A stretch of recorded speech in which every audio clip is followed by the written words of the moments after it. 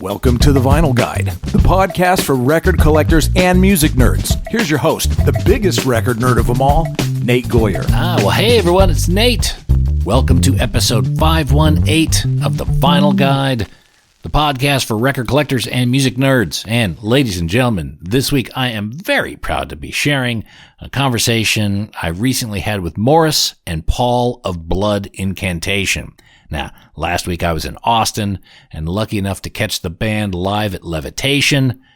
I gotta tell you, that Levitation Festival is amazing. A killer experience all in itself, but more on that whole experience later.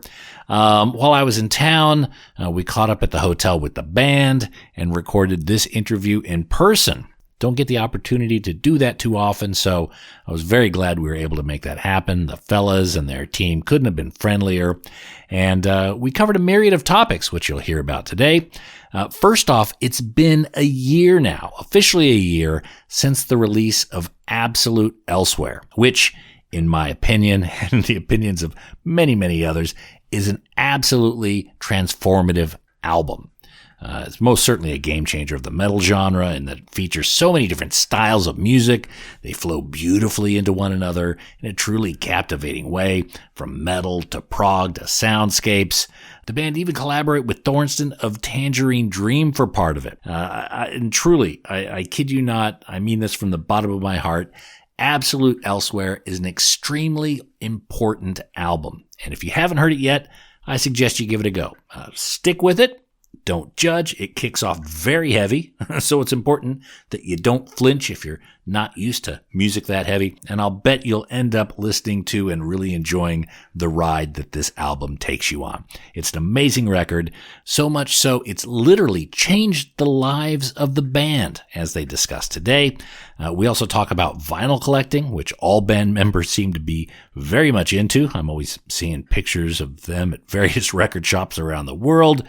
We discuss the recording of Absolute Elsewhere, the collaboration, the albums that influenced and continue to inspire the band, the sort of records the band collects, the test pressings, and of course, what's next for Blood Incantation, and lots more. Again, I cannot recommend this album, Absolute Elsewhere, enough. Listen to the streams right now and grab a vinyl copy today. The band is also heading out to Europe and Australia before the end of the year, so dates and details and ticket links are available at bloodincantation.org.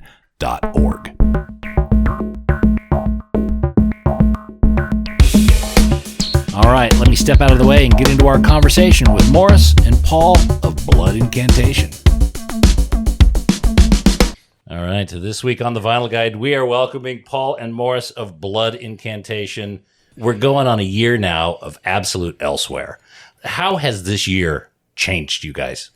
Well, it's really changed our lives, honestly. It was about 18 months from when it was recorded until it actually was released, because we recorded it in Berlin in July 2023. It didn't come out until October 24. And so then, we did one tour for it in November into December, and then we didn't do anything again until April of this year, 25. And it's been pretty much nonstop, and we have stuff all the way until December still, to do this year. And we have plans almost stretching into 27 now. And it's been, pretty tremendously changing our lives as far as obviously the attendance at the shows, the level of the venues we're playing, the billing on festivals and stuff like that, but also introducing our music to an entirely new demographic of people way outside of just death metal or old school, type of stuff like that. And, mainstream press, like people like Time Magazine or, Metacritic and things like that, that just regular music fans who don't have an interest in extreme metal have been enjoying the album or whatever. So it's been... Oh, we turn that off? That's all right. You don't want to turn off the AC in Texas. No, we don't. But no, it's been really tremendous. It's been really tremendous. Yeah. Our lives have changed drastically. It's allowed the band to breathe in a new way on stage, too. We have a new stage show, a bit more of a production than we ever used to have. And we're excited about it because playing different types of shows gives us this new kind of chutzpah, and we're inspired by this record to continue to make it even crazier. So in terms of it changing our lives, it's like really going to change the future in a crazier way because we're already writing new material at a faster pace than we have before. Is it fair to say that the shows you're doing now, they're blood incantation shows? Prior to this, you guys were still doing a lot of opening slots, playing with other people's crowds. Yeah. Now definitely. you're being able to kind of create this bespoke. Yeah, in Europe in the past, every time we went over, we would do headliners, but it was like 200 cap rooms. Right. We've never done a support tour in Europe, actually. As far as the States go, for sure, this last year has been only headliners, and it's the Blood Incantation show with a special guest, generally. Our last headlining tour in the U.S. was in 2017. Was there a moment that surprised you guys, that made you realize that Absolute Elsewhere was just this different beast altogether? I mean, it was in like Rolling Stone, Time Magazine, Forbes. Actually, probably the Forbes magazine article was pretty crazy. Forbes magazine straight up said it's one of the most important death metal records in history. When does Forbes review records? Never. Yeah. It's remarkable, and it comes at a time when heavy metal is experiencing a renaissance, so it's really a perfect storm. Okay, all right. Because, it is kind of this gateway for people who may not, partake in extreme metal all the way. It kind of gives it, gives people a bit of an entry point to try it on a little bit here. So it seems to be very much a game changer. It's a good opportunity. It's honestly a privilege to be considered a gateway band because there's a lot worse bands people could get into underground extreme metal through. And a record like Absolute Elsewhere has so many different facets of what makes underground metal so interesting and has so much longevity across a multitude of scenes, whether it's black metal or death metal or speed metal or power metal or heavy metal, any of these types of things. You can get all of that and also exposure to stuff like krautrock and prog and ambient and new age and world music all in one record. And that's, it's a privilege to be able to provide a platform for all these different types of music that we love. And obviously, the records that we love and the bands that we are inspired by. A lot of people can't have a direct line of access to that stuff through Absolute Elsewhere. Mm-hmm. Now, you guys are record collectors. This was said affectionately record nerds, I'm sure. Oh, yeah. Now, the vinyl record format is something we celebrate here on the show. You guys are clearly fans of it. How does the format of vinyl, how do you approach your music with that format line? That's the end all. That's the period at the end of the sentence. The last two LPs, Absolute Elsewhere and Time Warp Zero, are all side-long tracks. Yeah. That's with also the LP in and mind. An Awakening on Hidden History was also a side-long track. Designed in the traditional 70s format of 3 short songs on one side and 1 long epic suite on the other. Right. Does that constraint of, 24 minutes a side or something like that, does it challenge the band at all? I think it's perfect. I really think that gives the music so much breathing room, so much time to unfold the narrative. And, we have nothing against short songs. We have several songs that are 3 or 4 minutes. Mm-hmm. Maybe not 3, only 1 or 2 that are 3, but several that are between 4 to 6 minutes. And, we actually might be going back to do some experiments with more truncated formats like that with the next stuff. But sometimes, we don't go out of our way to write songs that need to be long for length's sake. We just want the story and the riffs to unfold in a very natural way. And sometimes you need 15, 20 minutes about it, and you can really say a lot. And also just specifically regarding the LP format, side A, side B, that's a record. I personally, we were about to do a double LP. It's not my preferred format because I don't like to break up an album in the middle of it. Mm-hmm. But having a per side oriented musical listening experience is something that, streaming could never replicate. That single format stuff can never replicate that. But to sit down and be like, I'm going to go on a journey for 18 to 22 minutes and then I get a breathing time and I can flip this record and you can have 2 complementary sides of a listening experience. That is still the end all be all for why I make music.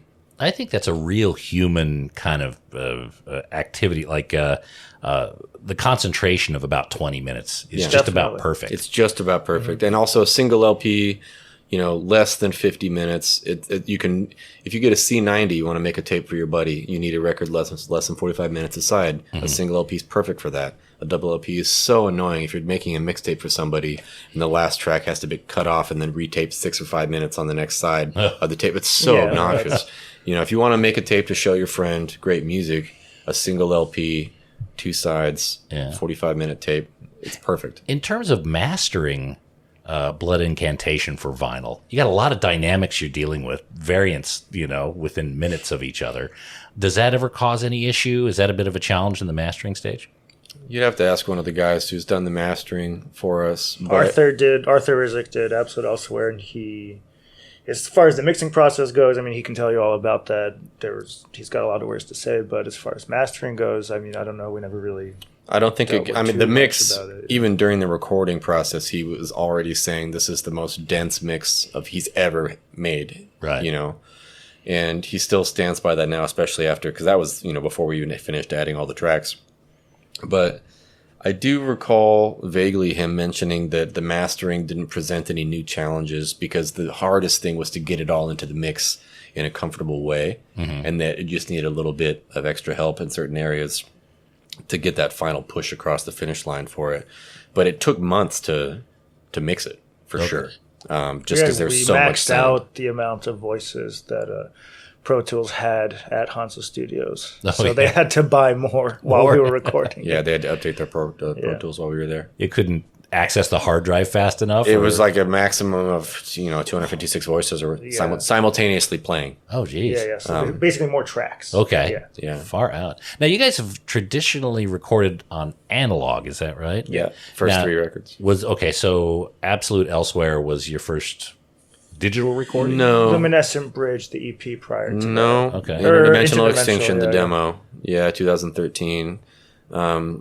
That was 100% digital, and you can definitely tell when you listen to the record. Also, the engineer for that lost the stems, and so the drums are all sound replaced. Like, I'm playing on that record. I'm playing out of an Ampeg VT40 combo amp into a Big Muff, which is not necessarily a good sound, and a Crate Blue Voodoo half stack. Yeah.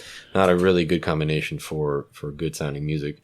But the Star Spawn, Hidden History, and Time Wave are all 4 guys in a room, live on 2-inch tape, complete takes. So if we're playing an 18-minute song, for instance, like Awakening on There's Hidden no History, punch-ins. Yeah, we really tried to avoid that. And if we made a mistake 15 minutes in, we just had to reset and do it all over again. Mm-hmm. And so the punch-ins, if there were a couple, but extremely minor things. Yeah, and it's like there's technically on Time Wave, there's actually less overdubs than there are on both Hidden History and Star Spawn. But Star Spawn is more live in the sense that all of those songs are first or second takes. Only Hidden Species was the third take. Mm-hmm. All the rest are the first or the second take. And so then you just have solos and vocals on top and a little bit of synths.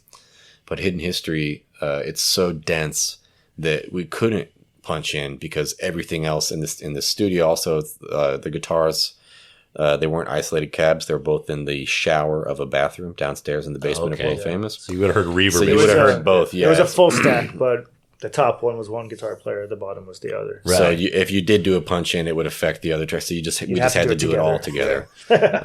So we tried to avoid doing punch ins for those records, but Absolute Elsewhere was, and also Luminescent Bridge was the first time we recorded separately, and that was 100% digital. But for Absolute Elsewhere, we recorded the drums on tape all as a live group, and we actually kept the scratch tracks that we used to get the drum take because they just, we played well.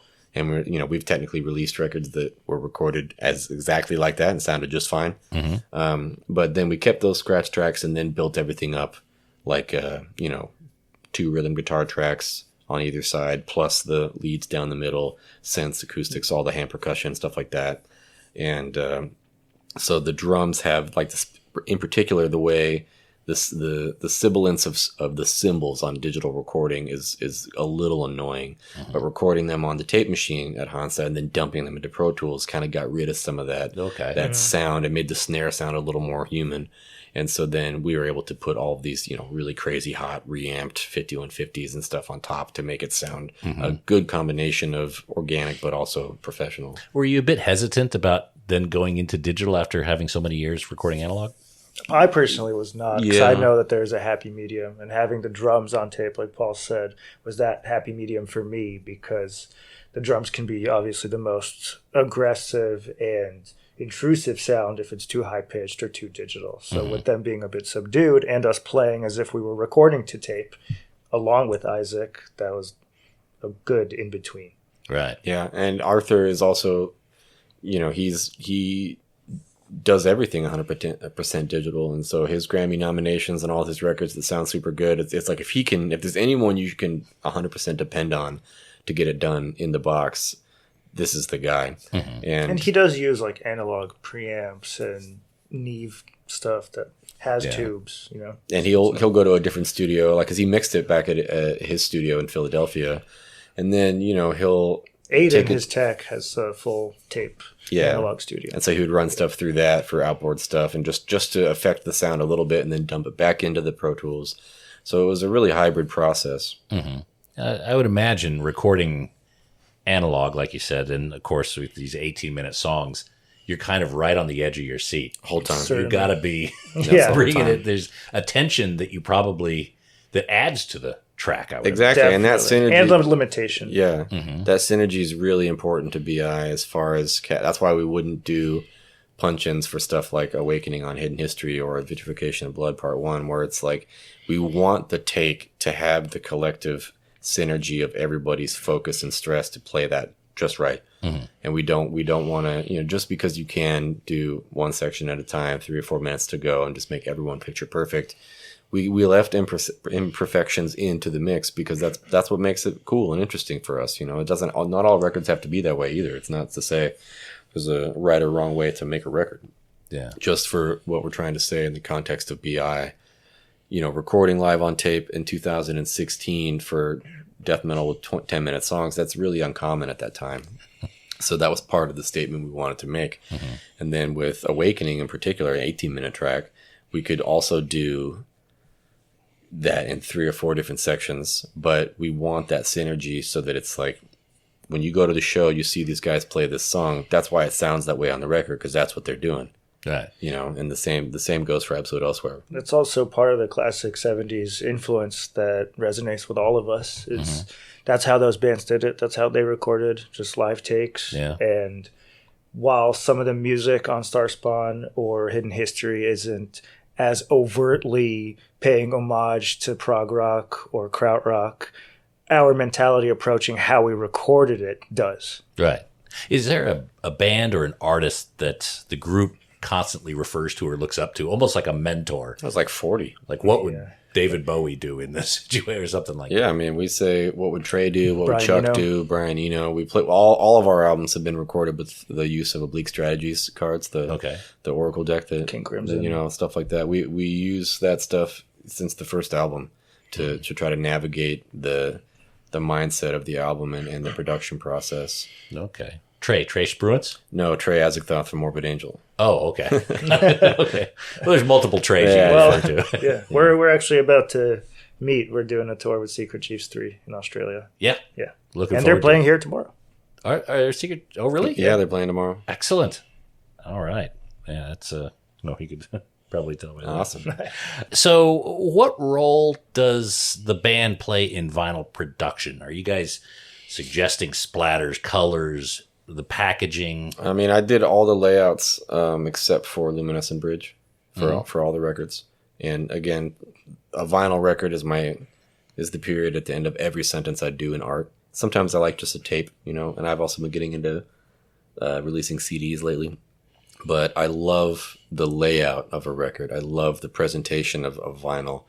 And to hold it in your hands and read the lyrics and do all that stuff. That's how I listen to music. Like when I don't do a lot of streaming. I don't have any streaming apps and stuff like that. I don't listen to stuff on Bandcamp, even if it's my friends' bands or records I'm trying to buy. I just wait until I find it in the shop. I buy it. I take it home, put it on the table. I listen to it. I read the lyrics. And I just do it. That's just how I like to get into music.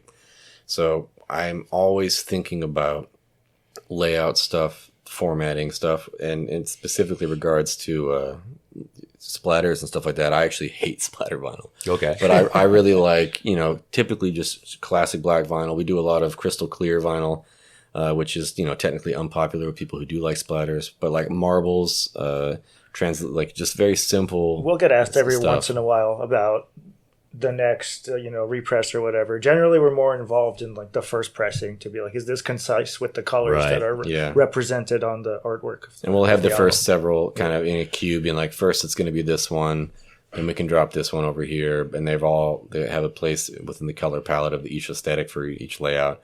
But after a while, it's kind of hard to keep up. If there's more represses. And sometimes it removes itself from so much being part of the aesthetic of the album. Yeah. And that's okay, which is why we're involved in the initial process. Yeah, and there's that excitement in the very beginning, and then life gets in the way, tours get in the way. I totally get that. So when it comes to test pressings. Oh, I love I collect them. Yeah. I make my own covers. You do? Like I'll buy test pressings for, that's actually how I test a lot of layout ideas. But I make test pressing covers for all my own stuff, obviously, and like, the ones that we have for the band. Mm-hmm. But I also will buy blank test pressings of records that I like of old bands, and I'll make my own test pressing covers that I'll print them out and I'll glue them on an empty sleeve, and I'll print the labels out. It's actually how I refine the layouts before I submit the files. The only way to accurately detect typos is physically holding it. Your brain will gloss over typos on a screen. It's the same reason why journalism and all that stuff on the internet is riddled with errors for many reasons, but typos are a huge contributing factor because your brain on a screen just glosses right over it. But as soon as you print it out, that's why it's easier to find a typo in a book than in an article. No. And so I'll do that to refine the layout and make prototypes. And I'll usually I won't print it out until I've done like 70% of the way through a layout. And then I'll print out a prototype, and I'm like, oh, obviously this is too large, or this has too much empty space, or not enough negative space, or this font is yada yada. And then I'll make another maybe 2 max, so maybe 3 total for each layout. Yeah. And then once I've printed out the third one, I'm either already there or I'm at that 98th percentile, and I know that if I just fix this one part now, I'm clear to send off the files because I hate typos, and there's a 1 on every record. But you just have to find it, Okay. But I love test pressings. I collect them. I have. Is there any particular test pressing you have? Not a BI one. I have an Absolute Elsewhere in Search of Ancient Gods test pressing. No, but I mean one that's not BI. Like, Absolute Elsewhere in Search of Ancient Gods. Oh, wait a minute. The record that's named after. Yeah. Oh, I didn't realize there was a correlation. Yeah. Okay. Yeah. I mean, I have a Burning Witch Goat Snake test pressing that was never released on vinyl, was only pressed on CD, never made it past the test pressing phase for whatever reason or not in 2000. And, there's probably 8 or 10 of those maximum. I have an Altars of Madness Morbid Angel test pressing with the original hype sheet. I have Thurgothan test pressings. I have Stargazer. I mean, I literally collect them of my friends' bands. I try to get them all the time. I keep them separate in my record collection. When you walk into a record shop, you're looking at the wall first, I would imagine. Well, typically. These days, yes. Yeah. Okay. That's the perks of having a good record collection. You got to go. It's a blessing and a curse. Use new arrivals and then the wall. Okay. Is there any particular holy grail each of you have you're looking for? Hope the universe provides? I'm honestly... I've whittled it down. I probably only need I'm going to buy more than 200, but I probably only need about 200 records in my mental queue. Right. And I'm more or less there. I actually just yesterday counted my records just for fun because I hadn't in like almost 15 years. And so I was, I'll be more or less complete within another 100 or 2. Obviously, that's just my own knowledge as it is now. Mm-hmm. Certainly, I'm going to discover new stuff very soon that is like, oh, I have to get this or whatever. But as far as actively searching for, I'm probably only searching for about 100 or maybe 200 records left. And a lot of them it's like, maybe I even have this record already, but I need a particular version of it. Okay. So I have a lot of doubles, triples, quadruples. I have like 8 copies of Altars of Madness, for instance, including a test pressing. Okay. All right. So that's one that you want a version from every country, every pressing. No, just a couple, 3 more. I need a 91 Grind Crusher Tour pressing, limited to 2,000 on a white marble, and I'm still looking for a Czechoslovakian press back when it was still Czechoslovakia in 91 or 2. It's a blue vinyl, but it's allegedly a bootleg, but it was... I don't know. I just really want this for some reason. This is obscure, Sure. But just like little ones like that. I don't need, especially modern pressings. I really don't need them unless. Actually, I can't think of a reason why I would, to be honest. Yeah. I really don't need them. Is there a particular record that either of you can't pass up? Like something that And then if we were just talking about this in the car, if I ever see a Weakling Deadest Dreams LP, I will buy it. Yeah, I do have that record. Okay. And I got it in 2006 for $100, which was an impossibly huge amount of money at the time. But this is like $1,000 record now. Yeah. Jeff bought one a couple of years ago for like $300. So a lot of the stock was destroyed. That's why. Oh, okay. Yeah. So how many survived? Estimated to be 350, 380, somewhere in there. It was actually pressed by Tumult Records out of Aquarius Records in San Francisco, and the basement flooded, I guess. And so one time I lived in a house where there were 4 copies of this in my old house in Oregon, and 3 of the 4 had the same spine damage on the top of them from being salvaged from this flood or whatever. And we all got them in different places, around the world, but they all still had this very clear, identifiable stuff from being damaged in this flood. So, but they just in the I think it's the U.S. black metal book that Decibel did a couple of years ago. Andy O'Connor did an interview about that record, and he described the circumstances of this flood, which at the time I had never heard of, but it was only pressed in I think 500 or something. So there's probably only. That's all to say, more people now know about how rare it is, so it's only getting rare. Yeah. I think one during COVID sold for over $1,000, and it just totally spiked the market. Oh dear. Okay. Yeah, I'm in the weeds here. Okay. Well, now there's one more person, and I'm very curious about. It's good. That's good. So you mentioned a double record coming. It's not a double album. It's just a double LP. Okay. Right? One thing I was going to mention about double LPs earlier is that I agree with everything Paul was saying about the single LP and just like the perfect sleeve and the experience. And generally when I'm listening to double LPs, I'll treat each disc as its own record. Well, that's what I mean by a double LP versus double album. A double album is 2 records as one. Each one has its own distinct place. Right. A double LP is merely one album spread across 2 discs. Right. So it's interrupted in the middle. Whereas, for instance, my next solo record is a double album where each disc is meant to be listened independently. Okay. You can listen if you want all the way through. That's totally fine. But it's 2 separate albums in one package where you can listen to side A, side B. That's a concise album. And then side D or C and side D, that's a second album. They're both complementary, but you don't have to listen to them all in a row to get the album, And so I like a double album for sure. But I think a double LP is often just so long. It's dense. It's dense. I'd rather listen to the CD because often the best part of the album isn't that 3/4 mark where you're really in it.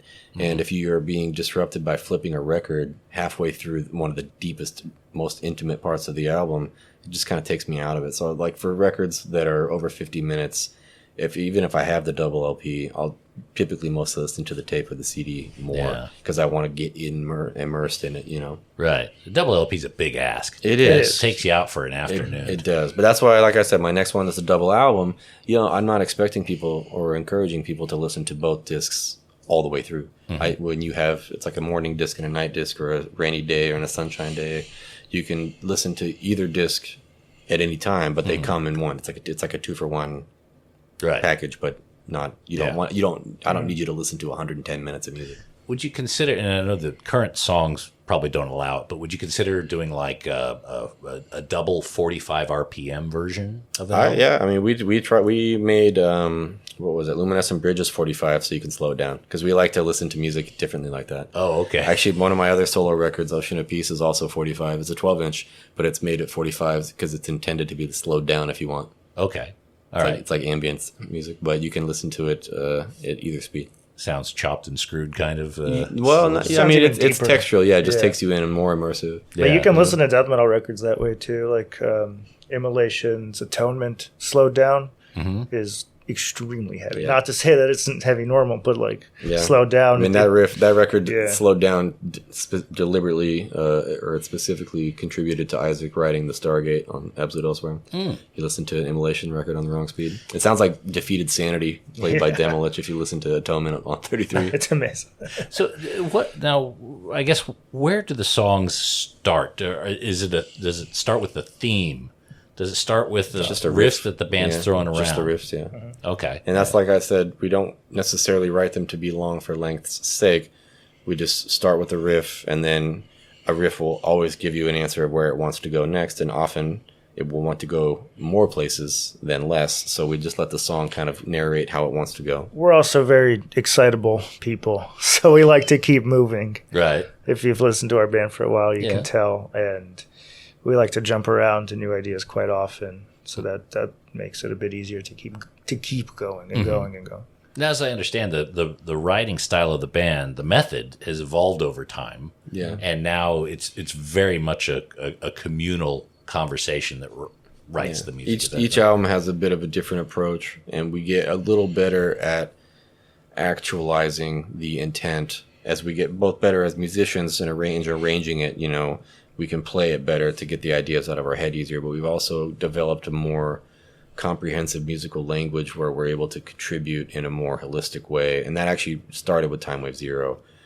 Time Wave is completely collaborative record where there's not a single note where someone's brought it and said, hey, can you play this? And then I'm going to play this part and on at the same time. The only sounds on Time Wave are written by the person playing it on the recording, which had never happened before. Time Wave was a huge variance from the path that most people would have expected from Blood Incantation.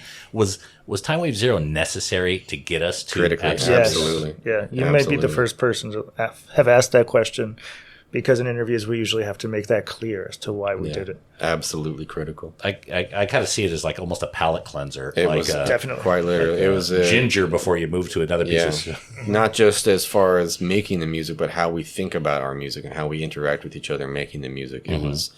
It was a palate cleanser for us to, like I said, Hidden History was so dense, it was so intricate that we really needed to kind of blow it open in order to expand the horizon and be able to approach writing music in a new, more holistic way where we're interacting with each other in a much more open manner. And it also, for the listeners, it really set the stage as to what is this band going to do next. So that's the best place you could be in as a band as well, when the audience is anticipating and awaiting rather than expecting and being like, it's going to be this part 2 or whatever. Because each of our records is a little bit different, has something different flavor to offer. But I think because it was such a drastic change for people's expectations that they stopped anticipating so heartily what could be coming next. And that's what gave us the freedom to be like, well, here it comes. It's Absolute Elsewhere. Yeah. We don't know. Based on what just happened, anything can happen. Yeah. So, okay. Well, it allowed the world of music to open up in terms of our influence for what BI can play, like world music riffs or, of course, metal riffs, but maybe like some other entirely different genre that maybe we wouldn't have brought to the table at practice or wouldn't have felt comfortable doing so. Yeah. Yeah, now everything is on the table. So. Absolutely. So when it comes to collaboration, and you collaborated on this album with the gentleman from Tangerine Dream, I can't remember. Thorsten. Did that collaboration beget that music, or did the music beget the collaboration? It almost kind of, what's the word I'm looking for? It was very, it's almost like we summoned this happening. Yeah. Time Wave Zero came out the same day that Realm did, Tangerine Dream record, and the covers are very similar looking. And this was completely by accident. Yeah, we didn't know. And then we wrote to them, our management and a product manager wrote to their manager, trying to make some sort of connection, saying, hey, we're coming to Hansa, where, of course, Tangerine Dream recorded Force Majeure in 1979. And, obviously none of the guys in the band today were there, but we just opened it up saying, hey, we're going to be there. We'd like to meet you. Obviously, you're a huge inspiration, but it might be interesting for you as well just to check out this studio where one of the most infamous records from Tangerine Dream was made. And you know, we used obviously, gear on the record. That they used. Oh, okay. Like all the gear that was in the original Studio 2 downstairs, which is now the Meister's Hall, where we filmed the Obliquity of the Ecliptic music video. That's like the room where David Bowie and like Martin Gore and Brian, all these guys were recording, because it used to be downstairs in this big wood high ceiling room, and then they moved everything up because as the people who owned the original Hansa Studios bought more and more floors of this building, they were expanding upwards. I think now it's they bought all these things the 5 floors up, and now it's the entire complex up there. So they brought everything from downstairs up into the main room now, and all the rack ears that have blue tape were down in that studio. So obviously they've added stuff since the 70s. Right. But if there's blue tape on the rack ears of this gear, it was used in that room in the 70s. And so we definitely would prioritize bringing that gear out and to find some way to incorporate some compressors that were on low. Absolutely. Delay units and stuff like that, you know. And Thorsten, you know, I don't want to skip ahead just yet. But basically we wrote to these guys saying, hey, and they were like, we're aware of Time Wave Zero. Also very German wording. When we were like, hey, we like ambient music, we made Time Wave Zero, they were like, we are aware of Time Wave Zero. They didn't say that we liked it or that it's cool or good job or it sucked, just that they're aware. We acknowledge it. Yes, and we were like, oh, that's a little ominous. So do you want to come hang out here or whatever? And obviously we offered them to jam. You could process our stuff. This was a very slow communication. It took like period. 5 or 6 months, and almost nothing was coming. It was like the next. We were not expecting it. Yeah, the next email down the line said nothing more than the first email. So we didn't. You had no expectations, though. Yeah. You just wanted to meet the guy. We just wanted to meet him, and we were like, if you want to contribute, you're more than welcome to. If you want to reprocess it, we can make like an experimental EP, like whatever. We can jam, we can improvise. We rented the whole floor at Hansa, so it's like we have the free reign of the studio. If you want to jam, we can do that. And there was no information. But then one morning, we got a screenshot of Thorsten texting our product manager, Nicholas, being like, I'll be at the studio at 11 and I'll bring my MIDI controller. And we were like, uh-oh, we're going to be there in like 30 minutes, you know? Yeah. And we had no idea what to expect, like what the rest of the day was going to be. Right. We weren't nearly done recording the album either. You know, did we have both tracks or just the Stargate at that time? I can't recall, but you guys had kind of the scaffolding. We had them. They were just instrumental. Yeah, and actually and not even fully tracked. Yeah, there was still stuff being made, and the section where Thorsten contributes in the Stargate Part 2, we actually had stuff before we got to the studio recorded. We brought a MIDI sequence over that Isaac had programmed, and we had some stuff that we had been doing pre-production demos for. Mm-hmm. And then we got to the studio, and another collaborator, Nicholas Malmquist from the Swedish prog band Hellas, he was playing Hammond organ really well, and we were like, actually, let's forego this MIDI sequence stuff, do this Dark Hammond thing. And that's actually the name of our group chat on WhatsApp, is Dark Hammond Industries. Because we were so inspired by this dark, ominous Hammond drone. We were like, oh, okay, put this here. It's more like it's like a horror movie or something very cool. And then that is what Thorsten heard. And so he came to the studio. We had both songs, instrumental, no vocals. With that connecting piece kind of still being worked out. Right there. Mm-hmm. And he just faced the console and just listened to it for 45 minutes. Didn't say anything at any time during the entire listening session. And we're just like... I was sitting in front of him, afraid to look back to see his reaction. Yeah, you just didn't want it. You just like, don't check, you know? Right. And at the end of it, he more or less was just like, okay, so I'll be back. And we're like, okay.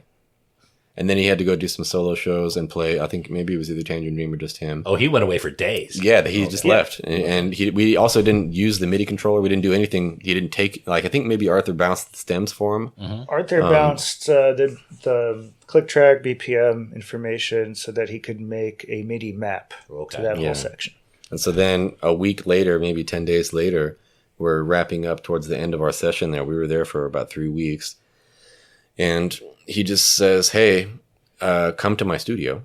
He sent us a small clip in WhatsApp prior to that of him working out something. We're like, well, this sounds insane. It's happening. There was like a lot of crazy beeps and bloops. We're like, whoa. So we all climbed into this car, like a typical European small car, all 6 or 7 of us.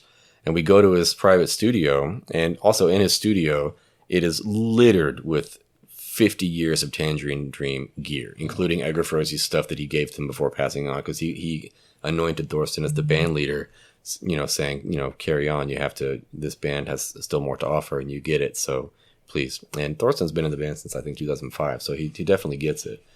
But, actual gear that Edgar Froese used on Tangerine Dream records for like 30, 40 years are in this room, and so that's already pretty overwhelming. Yeah. And so then he's sitting there, he's running Cubase and all these monitors and stuff up, and he just starts playing it. And it is the most profoundly perfect, like you can physically feel these timelines converging of, oh man, Tangerine Dream is making a Blood Incantation record right now. We are listening to it. And he actually used, the Mellotron that he sampled, his Mellotron is actually from before what's the company who makes Mellows? Chamberlain. Before they came back and started making stuff in Sweden and LA again. Right. And so he actually vintage Mellotron. No, his is a Mematron or Mematron. Oh, Mematron. And this is like a German bootleg Mellotron from like the late 90s, early 2000s. Right. And so it's like a sampler. And his sample for the flute sound is literally sampled from Edgar Froese's actual 70s Chamberlain Mellotron, the exact tape loop that was used on Phaedra and Rubicon and Zeit and things like that. And he knew what he was doing. Yeah. He did it on purpose because he knew that's the stuff we were obsessed with. Yeah. Gave you guys exactly what you wanted. It was really hard profound. Not to tear up. I did cry. It was absolutely profound. It was so crazy. It was just it was completely perfect. He knew exactly what we were trying to do. Mm-hmm. And we have stayed in touch since, and it's an honor and a pleasure to know him. We drove down to Albuquerque, the four of us in BI, when Tangerine Dream was doing their last American tour. Mm-hmm. Got to see him play, hung out with them. Wow. Is it now? You guys don't do a whole lot of collaborations. You guys are very. That was the first one. Do you have any other thoughts? Any dream collaborations? Oh yeah. I mean, Brian Eno is the ultimate. Yeah. But we have a couple. We have a couple lined up. We can't disclose at this time. We are going to do something with Steve Roach here soon. We've played shows together with Steve, but we haven't recorded anything just yet. And so we're going to probably take our gear, like our metal backline, down to the Time Room in Arizona, and then have him fill in the space between all this stuff. So we don't need to why would we bring synthesizers to Steve Roach's house? Like, what are we going to do? Like, he has everything. We already own. So he's gonna we'll do that at some point. We also have some pretty cool experimental collaboration ideas in the pipeline that I think will throw people for a little bit of a loop. But we just really like that. Before Absolute Elsewhere, we did a micro collaboration for Luminescent Bridge because in the middle of recording, we were changing stuff up and adding doing electric guitar instead of acoustic guitar for the title track, and then adding drums to an instrumental acoustic song. And then we had our buddy Alex Pace play trombone. He was jokingly in the control room, which I'd let this be a lesson to anybody who finds themselves in the studio with us. Don't joke, because we'll do it. Yeah. And so he says, you want me to go get my trombone? Half joking. And we're like, go get it right now. And so now there's trombone on Luminescent Bridge. And he actually came out and did that with us at Roadburn as well, where we collabed with also Tilla from Mayhem. And we did it. So we played Time Wave Zero one night and then a metal set the second night. And the end of the Time Wave Zero, every time we do it, we play the album. We play the album and take a little intermission and come back and we do an improvised track. Mm-hmm. And we'll decide like, hey, it's going to be, B flat or whatever. At some point, it's going to come in with drums or not. And so we had Alex up there playing trombone and doing some kind of ambient trombone, sort of like Sun would do. Mm-hmm. And then Attila kind of vocalizing and just going, and we were just completely free playing, And so we did it. We've done front of all these thousands of people. We've done this 4 times so far. Yeah. And it's a free song every time. And we actually did it on the recording itself, but that wasn't necessarily collaborative because it was just the 4 of us. But there's a bonus track on the original. The first pressing of Time Wave Zero, there was one version that was a 2 CD that included a Blu-ray, which has a visualizer disc of stuff to watch. It's kind of like that 90s video game Riven or Myst. It's like a puzzle-based computing. It's the visuals that look like that, and you're on some alien planet. You go through a Stargate and go into space and end up someplace else. And so then the bonus track on the audio disc is a 27-minute improvised track that we did in the studio that we kind of did like Tangerine Dream would do in the 70s, where you record a bunch of stuff and then you whittle away at it. You like chisel it back down. You still like, you delete stuff. You don't do any overdubbing. You just reconstruct it and reshape it from the thing. So that was really cool. But moving forward, I mean, we have, there's people that would be impossible to collaborate with, like Enya and stuff. But I really do think Brian Eno is reachable, and I think that if any metal band and Brian Eno were going to hang out, I do think it would be Blood Incantation. I think he would appreciate it, just because death metal bands make ambient records and collab with Tangerine Dream and stuff like that. So I think he would realize that we're not just trying to, troll people with our interest in experimental music, that we're genuinely fascinated and intrigued by this stuff and trying to contribute to that dialogue with our music as well, even though, all the best records have already been made for the most part. But I think, if Brian Eno was to produce a Blood Incantation record, I think it would be an absolutely astounding record of like crazy stuff. Brian Eno and Steven Wilson as well. Yeah, Steven Wilson, that's new for me. Like, was familiar with him for a couple of years because of his collaborations with like Opeth and stuff like that. Yeah. But we just went to go see him for the first time in Denver just the other week. Isaac's seen him several times for like almost 20 years. And is one of his biggest inspirations as a producer and as a musician. And, he's a huge Porcupine Tree fan. And we actually tried to get Steven Wilson to do the Atmos mix for Time Wave Zero, but he was unavailable at the time, working on the new Porcupine Tree album, which was a secret at the time. Right. But so... I'm surprised you guys haven't worked together yet. Well, his newest record is 2 sidelong tracks on an LP. And so, it's part of the same world. Right. You guys seem to be in the same kind of universe. Certainly. I think he would definitely. I think that's also quite feasible. I think he would be. Obviously, he's a musical genius and would contribute a lot to the session. But I think he would also appreciate what we're trying to do. And he's contributed to moving metal forward before. Yeah. And he's a record nerd. So he's a record nerd. Go to the record shop in between. Absolutely. I mean, we're actually playing the same day as him in Australia, in Perth. Oh, really? Yeah, okay. So if you want to come over there, we'll be doing that as well. We are going to try to... We met him just the other week, and we told him, we gave him a bunch of stuff, obviously, and like a bunch of loot, and we're like, hey, we're going to be there. And there's not much to do in Perth, so let's you guys are playing at the same hour, probably. We're playing... It's an 8-minute drive. It's not too far. And we probably play later than he does. His show was pretty early. Okay. We'll see how the situation unfolds. But. Yeah, but we would love to go record shopping and do that stuff, Also, I mean, we were supposed to collab with Paul Masvidal from Cynic, who played on Death's Human. He actually was trying to contribute a solo to Absolute Elsewhere, but his hard drive fried and his studio like melted. That was in LA. Then he even tried to go to Nashville to re-record the solo at his buddy's studio. And by that time it was just too late. We had to submit the mix as it was, basically. And so still kind of yearning to do that. That would have been really cool. We also had the vocalist for Titan Blood was going to do the Spanish like Black Death band. Ignacio was going to do some guest vocals on the album, but his buddy Malta from Necros Christos, who the Necros Christos Titan Blood split, this is a very important thing for us. We actually did the Spectral Voice Blood Incantation split, a 7-inch layout as a direct homage to this Necros Christos Titan Blood split 7-inch from 2006 or 7. That's the super rare one, right? It's pretty rare, yeah. Well, we actually have kept it in print in Europe because our buddy David, who runs a great record store in Copenhagen called Extremely Rotten, his record label has released the European repressing of this. We did a repress of it from the bands in 2020. It was like a 5-year anniversary. And that one was 2 or 3 times as many pressed as the original, which is 500, which is pretty rare. It's pretty expensive. But the European one, I think people are unaware, but he's kept it. I think there's like 5 pressings of it. And they're all identical, so you can't really tell. Because the point is just to get the music out there and to share. Like if you want...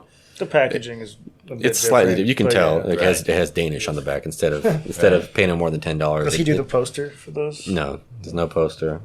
And if you want the genuine article, you can pay the piper and get that rare boy. But if you want the music, that 7-inch has the first song written for both bands. No. So it's like it's a cool little time capsule, and it's a launching point for this whole thing. The last, I guess it came out 10 years ago. Yeah. So What's the rarest Blood Incantation record out The there? liquid one.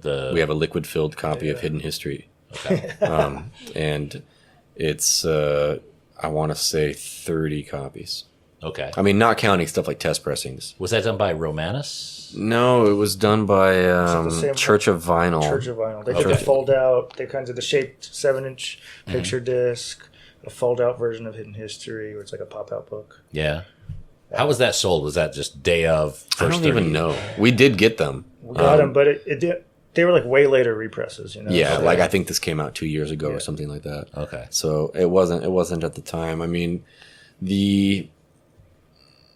there are several variants of stuff that's like, you know, the OG tapes, limit 100 that's and not stuff like records, that. yeah. But, you know, yeah, I guess the OG Astral Spells tape, there was an official 100 copies, but also the original first pressing of Starspawn, the red vinyl is 100 copies that was only available for pre-order.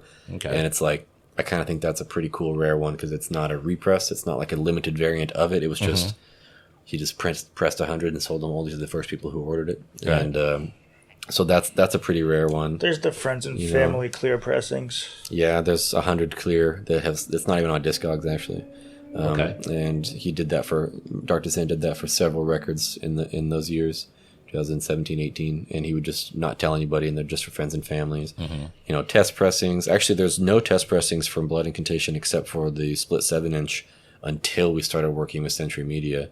Actually, until we did Live Vitrification. We self-released a live record in 2018, and there's only 4 test pressings. Right. That's probably the rarest because the other ones have like at least 5 or 10 test pressings, you know. Yeah. But Live Vid at the time, we were so poor, you could only afford 4. It was the max that we could get. So each band member's got one. So we each had one. Yeah. That's probably the rarest one. And then that liquid-filled Hidden History is crazy. I'd like to do, how's it pronounced? Zoetrope? Oh, Zoetrope? Yeah. Zoetrope, yeah. Okay. I'd like to do one of those. Yeah. That would be pretty rad. You can do it with the new album. We were waiting. I mean, one of those guys hit us up, and we were like, "Yeah, you just have to. Unfortunately, you have to go through the official channel, so we have to license it through the label and get in touch with the product manager at Century Media and stuff like that. Like we want that very badly, but we don't have the authority to say, "Here, do it now." With this version. So I wasn't sure if there was like one proprietary guy who does it, or if it's now a thing that numerous people do. Zoetrope, well, I think those are just picture discs, right? Yeah, but they're like the art is made in a way that it makes. I wasn't sure if it was trademarked to where like this one person makes them. Oh, okay. For a while, I was only aware of one guy specifically that did all the biggest ones, like Sabrina Carpenter, etc. All this pop stuff. I didn't even think about that. Yeah. But now I know, like Iron Maiden released their 40th anniversary Power Slave one as one of those. Yeah, and I'd be shocked if it was that guy who did it. You know? Yeah, I'm not sure. Yeah, because Zoetrope has been around since like the 16th century for sure. You know, so it'd be if someone had a trademark on a record. Yeah, that's a good point. Yeah, but you can do flames. You can do also have all sorts of elements incorporated. We would love something like that. Oh, bitchin'. Okay, well, we're celebrating the year of Absolute Elsewhere. Are you guys already thinking about the next one? Like, what do you have?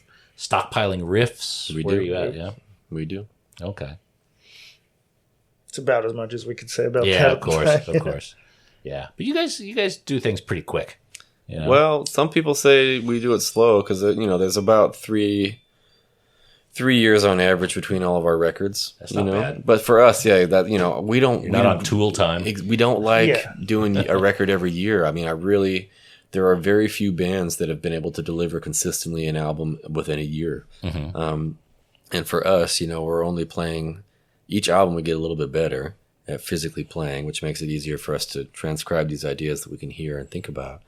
And we need the time to grow with the material and to be able to push it because we don't want to just pump something out because we made it. We want to take the time to cook it and make it proper and something we really, truly, genuinely believe in. And if that takes 3 or 4 years, that's not a lot of time for us, And so we're not in a hurry for it, but like Morris said earlier, this album, because of the collaborative expansion of our musical lexicon via Time Wave Zero, this album came together much quicker. And then because of this album's integration of all that learning curve, now we have even crazier ideas already. And typically when we record an album, we're so spent that we gave everything we could, and so we can't even start thinking about new music for at least a year. Yeah. But this album, it was 18 months before it came out, but even before it was released, we already had ideas. And that never happened before, because this album inspired us quite a bit to keep going down that path of collaboration and trying to see how much crazy stuff we could put in this pot. And I think the next stuff will be even further out there. Like, it'll be as this one was before it. Each step increases existing credentials of each album. Like, it's going to be more technical, it's going to be more progressive, it's going to be more brutal, more aggressive, but it's also going to be more beautiful, more atmospheric, more melodic. We're going for more concise stuff, but it's very inspiring for us to be able to play this music and still be enlivened by it at the stage show. Like, we've been playing. We're about to go on the 4th Absolute Else tour when there was only originally supposed to be one. We were going to do the tour, album comes out, and then like at the end of last year, we were going to do the tour, album comes out, and then 2025 comes, let's just go and play whatever. And that's the 10th anniversary of our demo and all this other stuff. But because Absolute Elsewhere continues to kind of explode, we just have to keep extending the Absolute Else tour. And normally that would be kind of tiring, where it's like, hey guys, it's just this 30 minutes of stuff that we've been playing a bunch. We've done like 90 shows or something for it. You pretty much play it from beginning to end. We do. The Absolute Else Tour presents Absolute Elsewhere in full, and then a basically full second set of older songs. And currently we're playing one song from each album, except for Time Wave, obviously. And, not tomorrow, unfortunately, because it's just a festival. But on the Absolute Else Tour, if you come see it, like in Australia, we'll be playing a song from every album and the new album in full. So there's something for everybody from all eras of the band. Excellent. Well, happy anniversary. No, thank you. Thank you. I think this is a super important album. I really do. And I think, it's still very new. I'm sure you guys are so close to it. It still feels new. Perspective seems, but I think this is an album that years from now people will see as a demarcation point, as an inflection kind of point. And I've been sharing it with a lot of people who normally wouldn't be into metal. Yeah. And I just have to say with the caveat, give it 10 minutes. You got to get through. They'll play something you like eventually. Yeah. just let the song go. It'll get there. I actually was watching I love to watch, I don't care about reviews, and I especially don't like critical analysis of stuff, because everyone has their own opinion about why we make our music, but it's not necessarily interpretable that way. It's like, you're allowed to, but however you might think we might have made it, it's probably abstracting it from the simple fact that we just like music and we just made it this way because we like to hear it that way.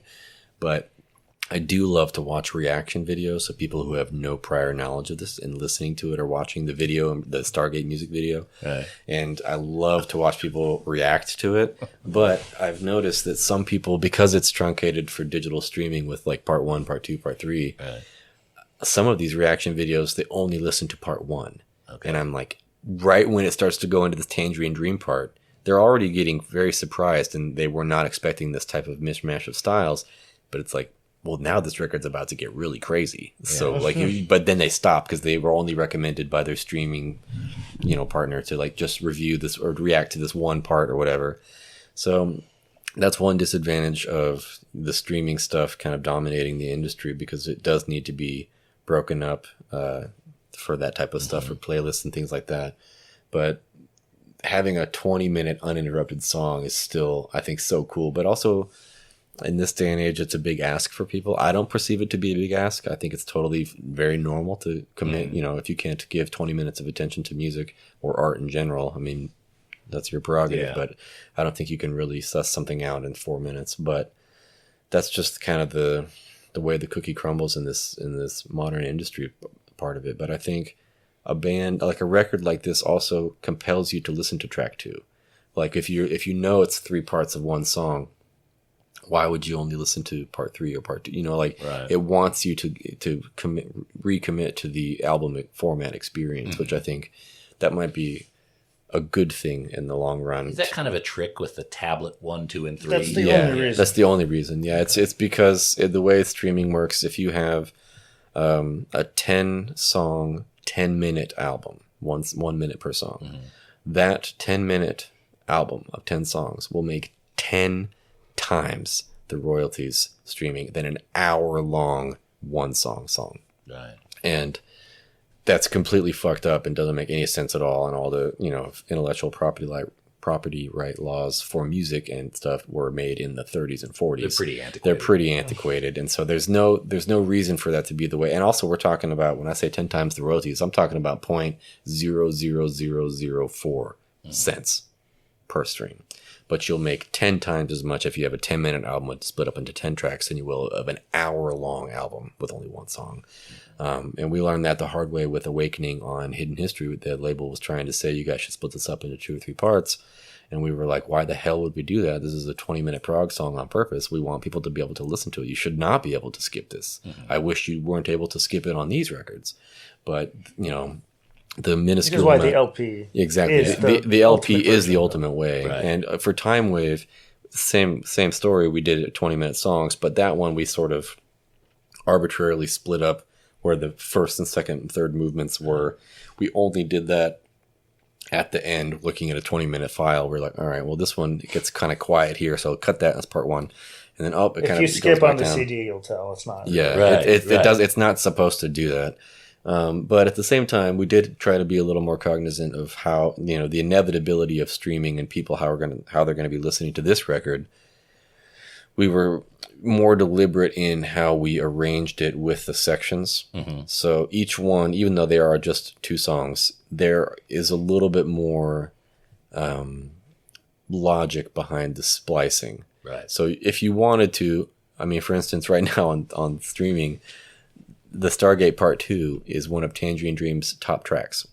And that's pretty fun. That's pretty fun. So, that's cool. And for instance, if we were going to be forced to play the game, we were going to do it that way. Exactly. I was going to say, why don't you just take it and do 50 tracks? Well, to be fair, bands do that, and that's an absolutely real thing. And a lot of times, I have a CD that has like 71 second tracks at the end of it. Yeah. It's like, it's a 30-minute album, and then the remaining 40 minutes are just 1 second tracks or 1 minute tracks of just noise or silence or whatever, just to get those numbers up. Because even though it's insignificant, like non-music, the label and the streaming people still pay for that insignificance 10 times more than they would if it was just, an hour-long song.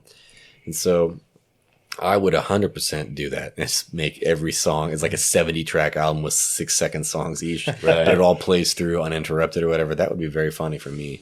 And then you'd really earn that Forbes review. Absolutely. Oh, yeah. Absolutely. So maybe we do that for the one after next. We do have the next couple of things planned out, but maybe for the 5th one. Very good. Well, gentlemen, again, thank you very much. I know you got a lot on, and thanks for making the time. Yeah, our pleasure. And I swear, when you guys get into Sydney, you need to get some record shops. We do, I'll absolutely. drive you I don't around. think we I'll ever make sure bought you any get to the records right in Sydney. spots. Not to my It knowledge. was too hot last time to go record shopping. To be Yeah. honest. Might be again, but I know the right we'll make the spots. time. Let's We'll go. make it happen. Let's go. Cool. All right, you. thanks, guys. Hell yeah. Thanks, man.